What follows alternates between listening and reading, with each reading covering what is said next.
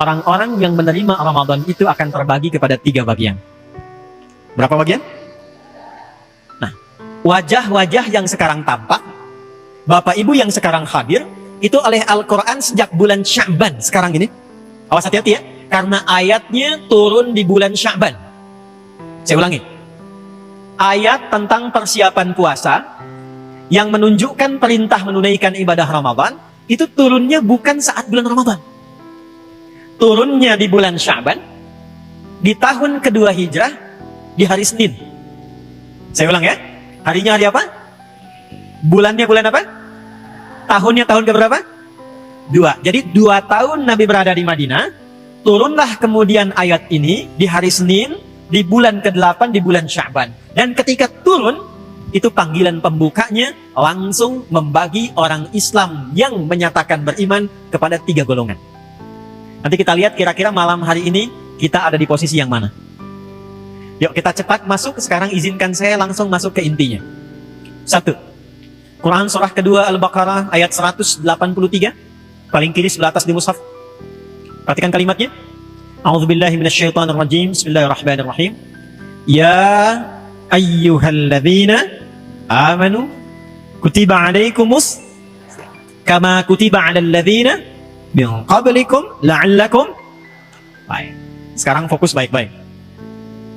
Ya harfun nida linida'il qarib wal mutawassit wal ba'id. Paham? Tidak. Ya huruf yang khusus digunakan untuk memanggil dengan 3 keadaan objek. Disebutkan sebanyak 361 kali dalam Al-Quran. Ada 14 huruf panggilan di dalam bahasa Arab. Ada A untuk yang dekat, ada ya, ada ayah, ada wa, dan seterusnya. Tapi dalam Al-Quran dari 14 ini yang digunakan para ibu sekalian, para bapak, itu cuma 1 huruf, yaitu ya. Dia digunakan untuk memanggil objek dengan 3 jarak. Perhatikan baik-baik. 1 linida'il qarib, untuk memanggil objek dengan posisi yang dekat. Saya beri contoh, ini ada Pak Wahyani. Saya panggil, ya Sayyid Wahyani, wahai Pak Wahyani. Karena dekat dengan saya panggil menggunakan ya. Ada jarak yang menengah dari sini. Misal di pertengahan itu misalnya ada Ibu Aisyah, misal. Ada yang namanya Aisyah? Misal ya, saya panggil ya Sayyidah Aisyah, pakai ya. Dalam jarak yang menengah. Ada yang paling jauh di belakang, misal namanya Ahmad. Saya panggil juga dengan menggunakan ya Ahmad. Jadi huruf ya itu huruf yang paling gampang digunakan untuk memanggil dengan semua jarak. Jadi kalau ibu, bapak sedang tersasar di Mekah, bingung, ingin cari orang bantu, gampang, gak usah sebut nama, bilang 1 huruf, ya, nengok semua tuh. Balik. Jadi izin Bu, saya punya pengalaman waktu tugas haji 2010. Ini jemaah kita tuh luar biasa. Ada jemaah datang haji nyampe Mekah, tiba-tiba maktabnya lupa. Lantas dia cari-cari, ketemu sama askar. Jamaahnya tidak bisa bahasa Arab, askarnya nggak bisa bahasa Indonesia. Cuma orang kita kan pintarnya luar biasa. Ujian aja SKS gitu kan? Sistem kebut. Sekarang 1 jam, Mbak. Itu menariknya, karena beliau ada tanda gelang di maktabnya, langsung menghadap ke askar, dia katakan begini, Pak, ihdinas shiratal mustaqim. Tolong tunjukkan saya jalan yang tidak muter-muter sampai ke maktab ini. Jalan lurus itu kan tidak muter-muter ya. Nah yang Arab ini askarnya tidak bisa bahasa Indonesia, sulit menjelaskan tapi tidak hilang akal. Maka dilihat di gelangnya ada maktabnya, diketahui tempatnya, lalu beliau mengarah ke maktab, beliau katakan, Pak, siratal ladzina an'amta 'alaihim ghairil maghdubi 'alaihim waladdallin. Ikuti jalan yang ini saja sehingga Bapak nikmat sampai ke maktab, jangan belok-belok takut tersesat atau Bapak dicela orang gitu. Terus. Saya balik. Ya, disebutkan 361 kali dalam Al-Quran. Belum selesai. Ayyuha disebutkan 150 kali dalam Al-Quran. Ayyunya munada untuk sifat menguatkan hukum, haknya tanbih mengingatkan hukum. Pas pelan-pelan. Jadi kalau ada ya ketemu ayyuha, maksudnya dengan kata ayyuha ini Allah meminta semua yang dipanggil dengan semua objek tadi, silahkan fokus, seakan-akan Allah katakan begini, hei semua tanpa kecuali, aku tegaskan ya, aku ingatkan ya, ada hal yang penting yang akan aku sampaikan dalam informasi ayat ini. Saya cepat. Alladzina disebutkan sebanyak 1080 kali dalam Al-Quran, menunjuk semua objek tanpa kecuali. Maaf, mau laki-laki, mau perempuan, besar, kecil, tua, muda, punya status sosial tinggi atau biasa, jika disebutkan dipanggil dengan alladzina, maka semua tercakup. Sekarang kita gabungkan dari awal sampai akhir. Ya ayyuhalladzina amanu. Ini yang paling pentingnya. Hei semua yang telah menyatakan beriman tanpa kecuali. Aku tak peduli apakah kalian laki-laki atau perempuan, besar, kecil, kaya, cukup, punya jabatan, kedudukan atau tidak. Sepanjang kalian merasa punya iman, maka perhatikanlah, aku tekankan ada informasi yang penting yang akan aku sampaikan. Apa kaitan dengan pertemuan kita? Saya mau tanya sebentar. Semua yang ada di sini merasa beriman atau tidak? Saya ulangi, jawab yang tegas, kita beriman atau tidak? Ketika kita menyatakan beriman, kira-kira ayat ini berlaku untuk kita atau tidak? Sekarang perhatikan. Ketika kalimat iman dibuka dengan kata ya di dalam Al-Quran, artinya Allah sekaligus memanggil dan membagi pemilik iman itu kepada 3 bagian. Lihat kaitannya. Ya ayyuhalladzina amanu, hei semua yang merasa beriman tanpa kecuali. Yang pemilik iman itu tingkatan imannya beda-beda, terdiri dari 3 golongan utama. 1, linida'il qarib. Ada yang imannya begitu kuat. Saya ulangi, ada yang imannya begitu kuat, bahkan sebelum dipanggil, dia sudah siap-siap.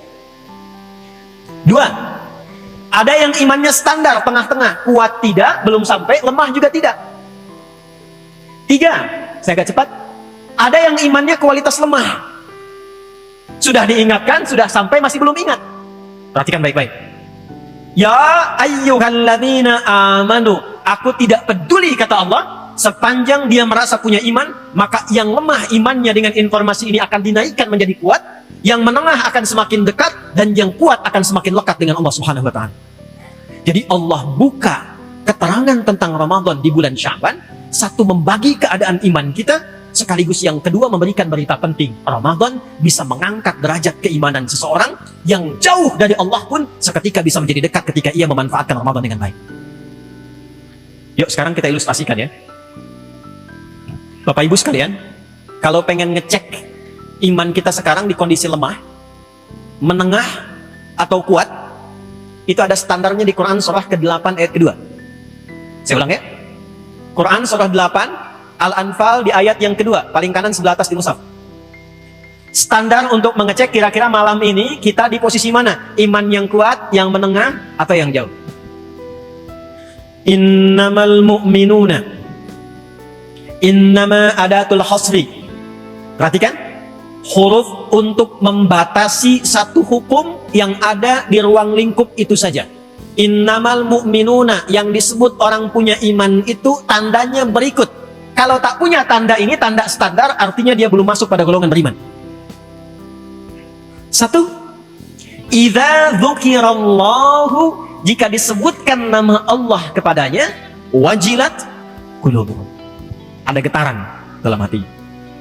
Saya ulang ya. Bu, tanda pertama, kalau diperdengarkan nama Allah, itu ada konfirmasi getaran di hati. Awas nih, getaran hati itu beda-beda. Di jalan lagi pelanggaran ketemu polisi, ada getaran tuh. Tapi bukan getaran iman tuh. Ya, awas, hati-hati tuh. Ya. Awas, ada rasa orang tua kepada anak, itu ada getaran. Apa yang membedakan getaran iman dengan getaran kemanusiaan? Perhatikan standarnya. Akan disebutkan nama Allah yang ketika diperdengarkan di telinga kita, konfirmasinya langsung datang lewat iman. Telinga, bahasa Arabnya udhun. Jamaknya disebut azan.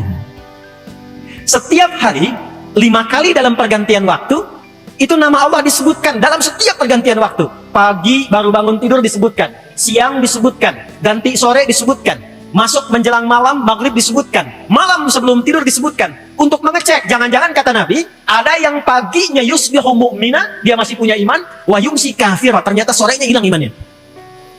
Diperdengarkan di telinga kita, bahasa Arabnya adzan. Maka dalam adzan, kalimat pertama yang disebutkan nama Allah atau bukan? Allahu Akbar, Allahu Akbar. Begitu disebutkan, ada getaran. Nah, saya mau tanya begini. Kalau adzan itu panggilannya panggilan untuk apa? Itulah sebabnya kenapa dalam Al-Quran sholat satu-satunya ibadah yang disebut dengan iman. Ada sholat, ada zakat, ada puasa, ada haji. Hanya sholat ibadah dalam Al-Quran yang namanya disebut dengan iman. Al-Baqarah ayat 143. Paling kiri sebelah bawah di mushaf. Lihat di ujungnya. Wa ma kana Allahu liyudhi'a imanakum.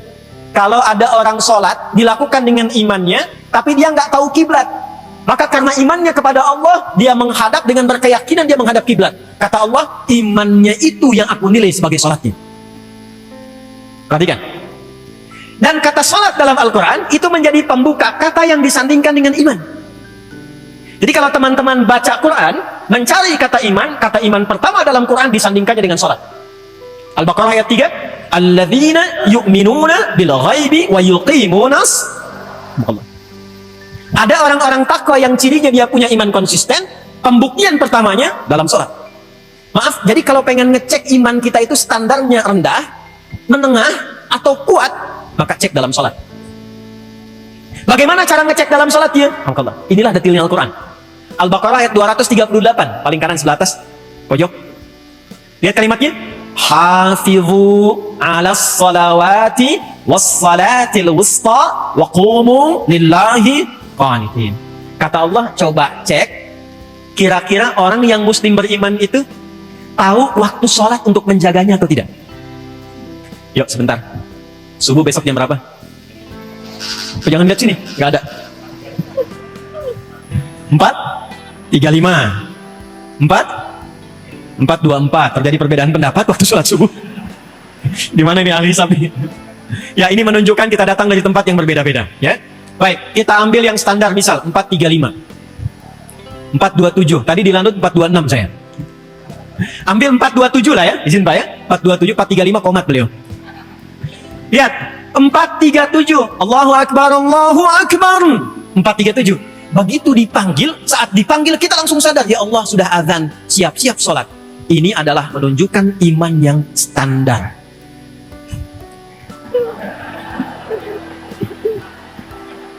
Belum kuat. Belum kuat. Ingat, jadi kalau dipanggil, pas dipanggil sadar, itu imannya kata Allah standar.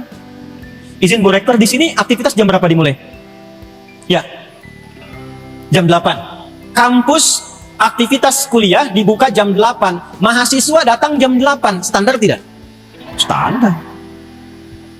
Kalau Anda datang jam 6, itu artinya di atas standar. 4:27 azan, Allahu Akbar, Allahu Akbar. Ada orang yang bahkan siap-siap dari jam 3. Disebutkan di Quran, dia nunggu pemanasan dulu supaya subuhnya itu optimal. Dia tahajud dulu, dia istighfar dulu, dia tunggu sampai tiba waktu subuh. Itu yang tadi saya bacakan, rakaat kedua dalam salat Isya. Quran surah 51, ayat 15 sampai dengan ayat 18. Itu adalah tentang orang ahli surga yang masuk surga dari taman surga yang disifati oleh Allah sedang beraktivitas di bumi. Di antara cirinya, dia menyiapkan persiapan subuh, dia datang sebelum dipanggil. Itu iman yang tinggi. Jadi kalau 4:27 dipanggil Anda datang, itu standar. Jam 3 Anda siap-siap, di atas standar. Tapi kalau 4:27 dipanggil Anda baru sadar jam 7:42, nah itulah wajah-wajah iman terlemah itu. Ya. Nah, ketika ayat Ramadan ini dibuka dan turun, ini maksud saya, turunnya bulan Sya'ban dibuka dengan panggilan iman, diawali dengan kata ya, Allah itu maha tahu. Semua orang beriman tuh tingkat imannya nggak sama. Tadi aja sholat kan ada yang nunggu komat dulu, ya kan? Ya, ini kan ibu pas mau kajian aja datang duluan. Coba kalau di luar kajian. Tuh.